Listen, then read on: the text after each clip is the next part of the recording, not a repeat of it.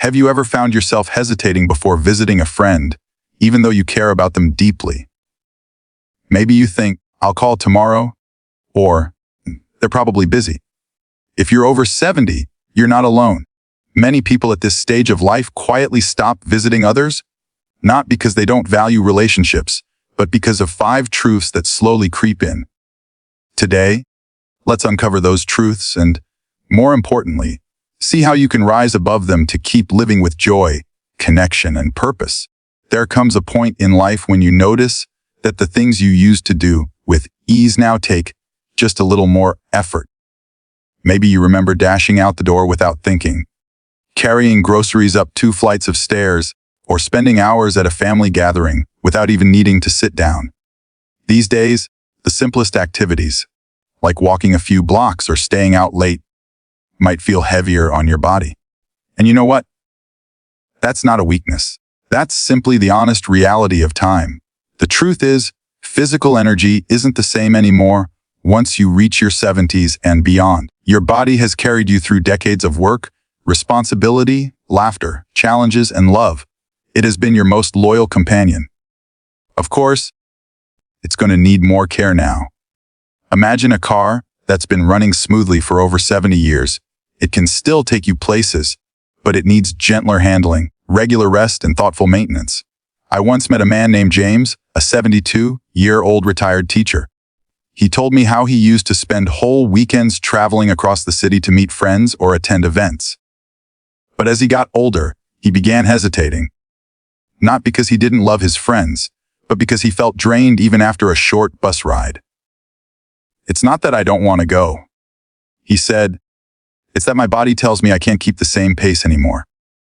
His story is one so many can relate to. Wanting connection, but finding your energy stretched thinner than before. Here's the thing.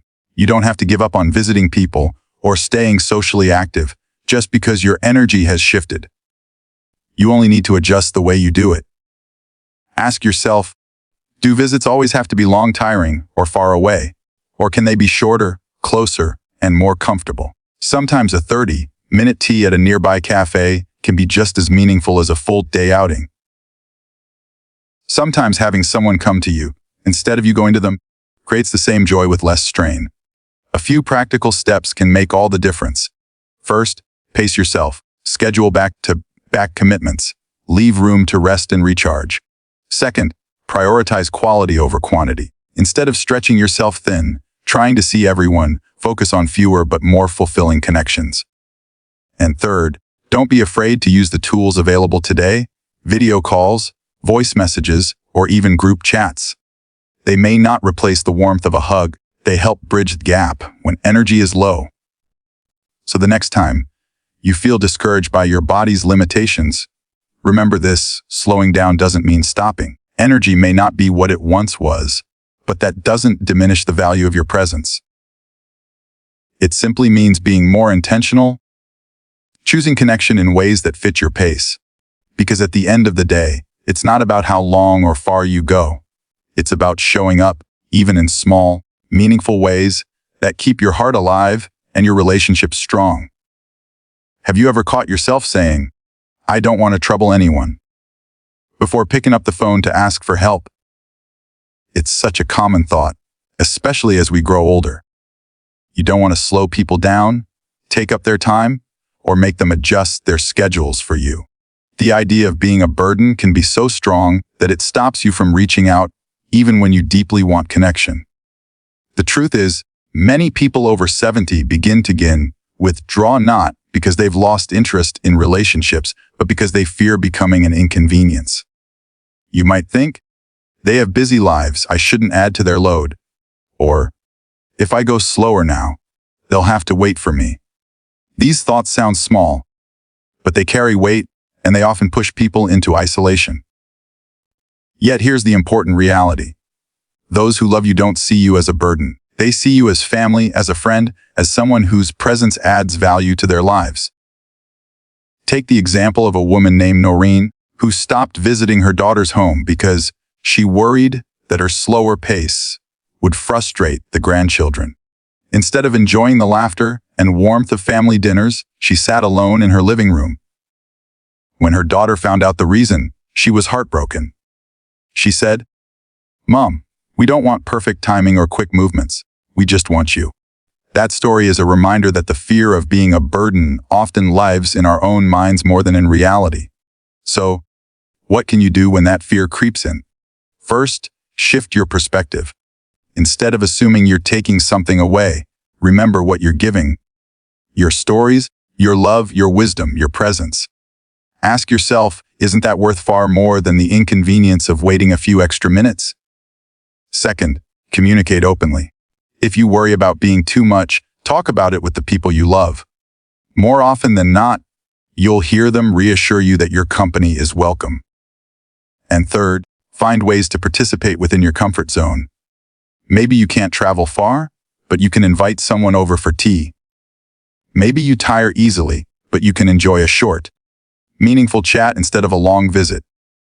Here's the empowering truth: being slower, needing a hand, asking for support doesn't make you a burden. It makes you human. Relationships are built on give and take, and throughout your life you've given so much. Allowing others to give back to you isn't a weakness, it's an act of love. So, the next time you hesitate, wondering if you're troubling someone, remind yourself that your presence isn't heavy, it's a gift. And the people who care about you would much rather have your company at any pace than miss out on the joy you bring. Do you ever sit quietly and think about the friends you once had? The ones you laughed with, traveled with, or called at a moment's notice, and then suddenly realize how many of them are no longer around in the same way? Friendships, like everything else in life, time. Sometimes that change feels natural, but other times it feels like an ache in the heart. As the years go by, circles shrink. People move away. Some friends pass on, others get busy with their families, and routines that once brought you together no longer exist. What used to be effortless, like bumping into a neighbor at the market or meeting colleagues after work, becomes rare.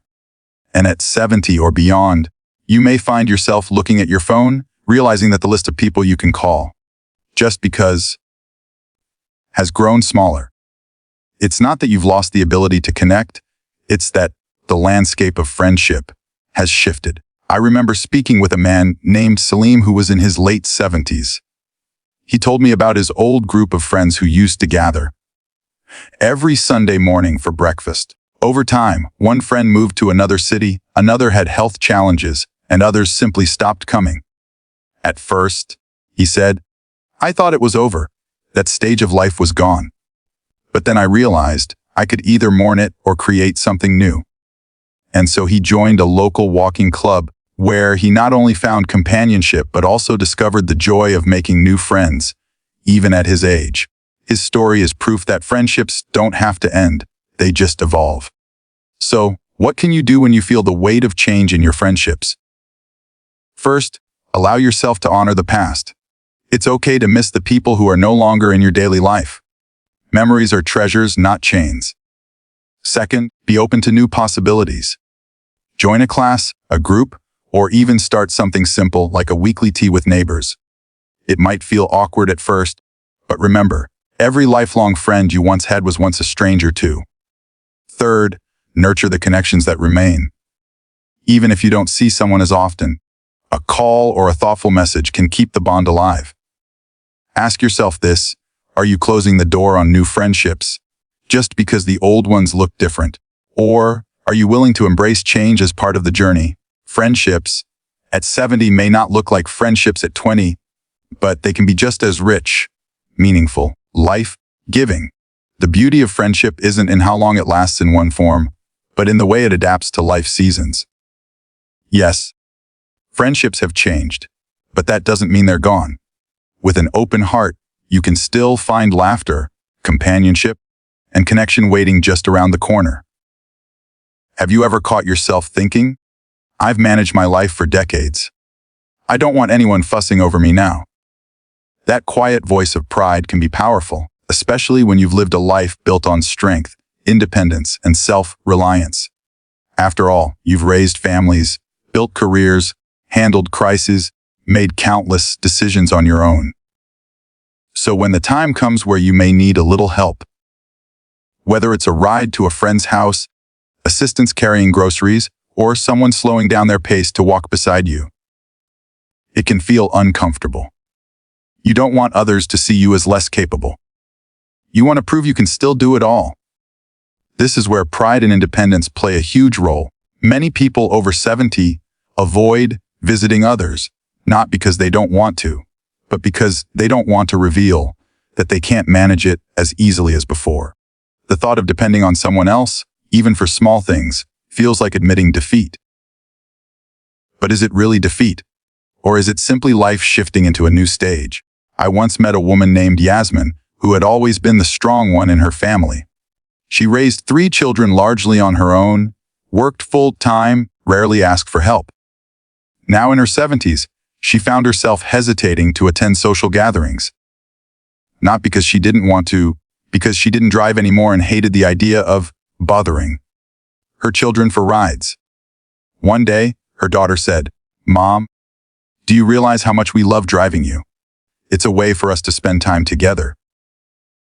In that moment, Yasmin realized that by holding on too tightly to her pride, she was unintentionally cutting herself off from experiences and from her family's love.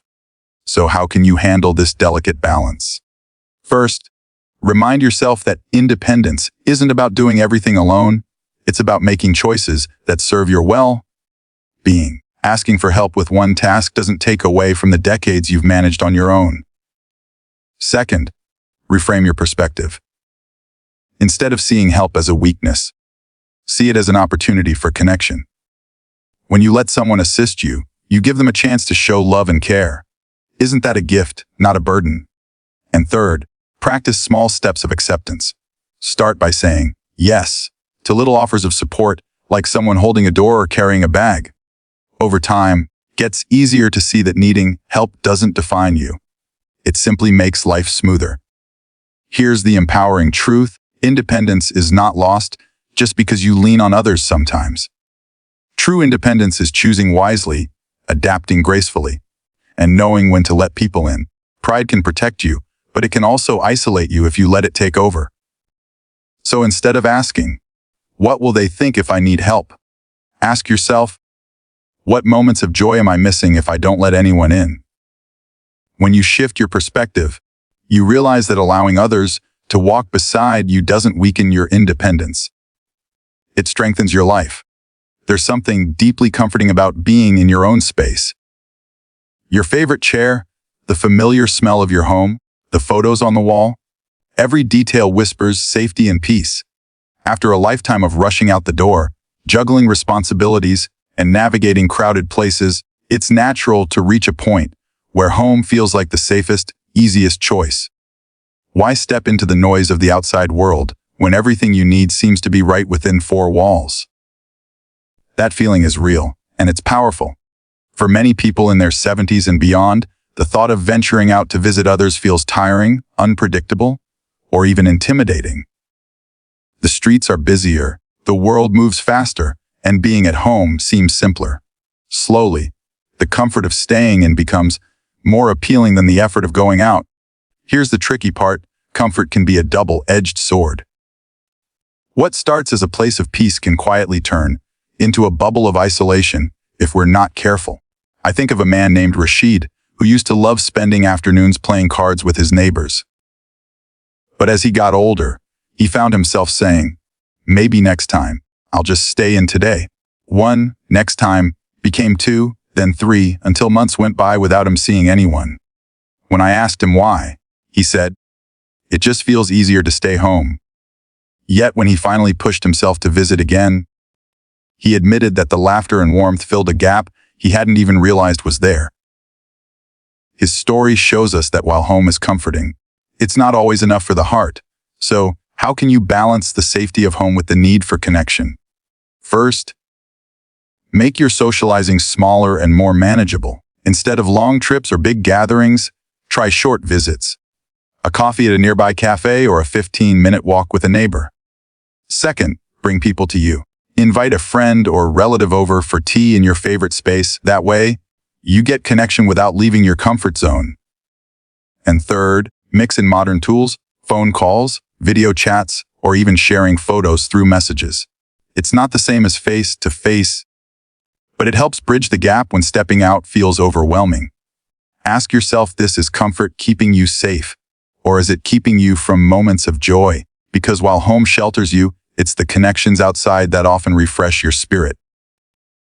The truth is, don't have to give up the warmth of your home to keep your social life alive. You only need to find ways to let connection flow in and out. So the next time you hesitate, remember, home should recharge you, not isolate you. Stepping out, even just a little, can remind you that life still has laughter, companionship, and joy waiting beyond the doorstep. And when you strike that balance, you discover that comfort and connection can go hand in hand. These 5 truths, lower energy, fear of burden, shifting friendships, pride, and comfort, are real. But they don't have to hold you back. Visiting people, staying connected, and sharing your life story is what keeps your heart young. Every visit, every conversation, every smile exchanged is proof that you are still part of something bigger than yourself. So, if you've been pulling away, remember this: the world doesn't need a perfect version of you. It just needs you. Show up in whatever way you can, because your presence still lights up lives. Thank you